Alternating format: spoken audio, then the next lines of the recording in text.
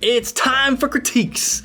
So I gave you guys 3 clean outlined drawings, and your job was to do loose sketches of them. Okay, I say loose sketches, not accurate sketches, because the purpose of this was to work on our line quality. We want to use loose, confident lines. We want to practice being able to sketch with good, loose, confident lines. If you want a chance to have your work featured in a critique video, get the course at proko.com/drawing and submit for future assignments. Let's see, Joanna says, woo, here's some loose sketches. I'm still struggling with confident lines. Some lines are a bit wobbly. Let's see. Oh man, that's interesting that you had that observation about your drawing. I think your lines are not wobbly at all. I think they're nice and clean, and they are confident. They do look very confident. It's the opposite, that I don't think that they're loose. You attempted to put in the right spot on the first try, and you actually got pretty close. So that's great. Like, that's what we want our sketches to be. Yeah, I don't think they're loose. Like, you could totally be more loose than that. It's like, if you think that these are wobbly, you're a little too hard on yourself. Try doing one where you're even looser and you're exploring the shape more, trying to push the gesture, trying to make the shape more interesting and dynamic. Because one thing I do see about the penguin is that it's got the snowman effect, where everything is stacked one on top of the other, right? The head is perfectly stacked right in the middle of that. It's like this bloated neck thing. And then that's perfectly above the body, almost perfectly above the body. I would have tried to push a curvature of the body. Let me show you. So instead of drawing, circle for the head, circle for this part, and then an oval for this part, which I'm exaggerating, you didn't make it this bad. But instead of trying to draw that as a straight rhythm between them all, I would have pushed this gesture and start exploring more, and being really loose with those initial light lines will help you to do that, because you're not focused on the contours, you're focused on just that big energy. And so if I were to just start with this kind of thing, right? And then put there's my beak. I'm totally exaggerating this, that angle is not as extreme, but you see how that shape is more interesting? And by being loose, it allowed me to do that. If I was trying to draw this shape and then this and then this and that, I would not have been able to get my mind into this big picture mode to be able to push that really nice gesture this way. So that is the benefit of allowing yourself to be a little bit more messy and not trying to be super precise with where those contours go. Because now I could go back in and I could be like, okay, well, no, the head's actually here, and then this comes out, and then this comes out, and this goes in this way. And I could start chiseling away at that dynamic shape while still trying to keep that dynamic shape dynamic, right? Like this would go back, and then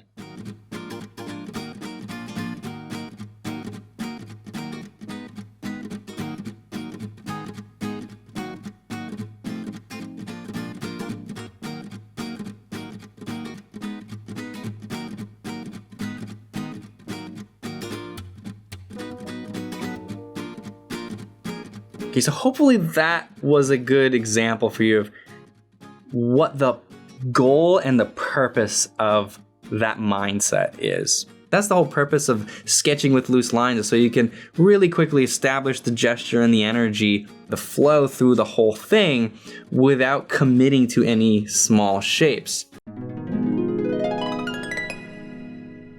As I was doing the level 1 critiques, I kept wanting to push the penguin a little bit more, instead of just drawing it the way it is. I really wanted to push it. And so I think this is an opportunity to actually do that. The level 2 project was to draw from imagination after several exploratory sketches. When doing studies and exploring a subject, it's good to push and play and exaggerate the reference. So I'm going to do that with this penguin. Mine doesn't have that snowman effect where everything's stacked up on top of each other, but I didn't really kind of capture this character. Like he's really proud, he's standing there, and I just wanted to like do another one to not just make an interesting shape, but really push this a specific pose that I'm trying to go for. So I'm gonna do another one, just kind of going for that, so you guys could see another little demo of me exploring a character. But I'm not gonna do a bunch of studies. I'm not gonna look up more penguins. I'm just gonna go take this one and push it a little bit and be more sketchy with it, because I really want to get that confident look. Instead, I'm gonna go for more of an S-curve rhythm through the whole thing like this. So still very loose sketch, very loosely kind of indicating the big shapes. You see how that's still kind of vertical? I mean, I do have a little bit of an angle, but it's a more interesting shape. Things are not stacked one on top of the other. And I'm really focused on this chest pushing out and that upper back just real arched. I could actually push this even more, like that. And so as I do this, I'm thinking of these three volumes that make up the body. You got the head, you got this neck piece, and then you got the big part of the body. But the way I'm seeing this to try to get that flow is that the bottom one is real angled. It's going like this. Then the neck part is angled this way, and it's almost like it's falling off this big one. And then the head is like straight up and down, like that. And then you have the beak coming out. Maybe the head is even pushed back more than that, like this, and then the beak is kind of coming out. So those are the shapes I'm kind of keeping them in my mind as I go through this. But really, I didn't get to this until I looked for the flow, the S-curve throughout the whole thing. And now I could try to push it even more because I'm sketching, I'm exploring. So let's see, like, how far can I really push this chest coming out? Like, he's just like real strong, big boy. And then should I bring this out more? Does that make it worse? I think that makes it worse. I think like a straight sturdiness in here might actually be better. Like that. And then for this back arm, or I don't know, fin, whatever, wing, it's probably a wing. Instead of just putting a shape in there, I'm going to look for, again, how does this fit into the overall flow of the big shape? Like this, if I keep it going, it kind of connects up to this top portion of the body, right? So let's see, what flow am I trying to push here? I'm trying to push for this S-curve. So if I try to keep that going with all of my big shapes as much as I can, I could continue that S-curve and then put a straight in there. So instead of just like, like that, I'm thinking that. And even that subtle thing, even though I can't see this part of it, there is still some of that energy of this S-curve that is still coming through. So in mine, not really. So let's undo all that and fix it on this big drawing. There you go. And that connects up to this. That little connection keeps things feeling connected.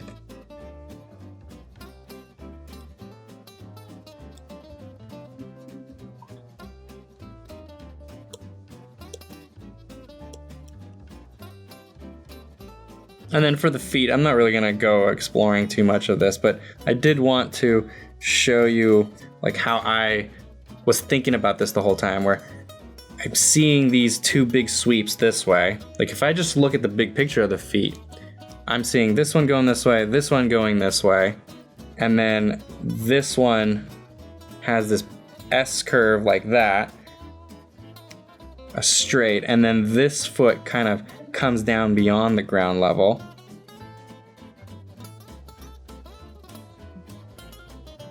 I really like the curve between, like the webbing between the toes here, like that. So if I was just to kind of quickly sketch in the big picture, the kind of the feeling of these feet, this is how I would do it, very loosely, and then start exploring it. So I'm not gonna take this to a finish or anything. I just wanted to start with this to kind of show how I would push that level 1 project a little bit further, a little bit more exploration in it, to put a specific thing that I have, take it away from the reference and put my own character into it, try to tell my own story, really just using the reference as a reference instead of something that I'm copying. Thanks to everyone who submitted. If you want to participate in the course and get all the premium content, go to proko.com/drawing. I'll see you there.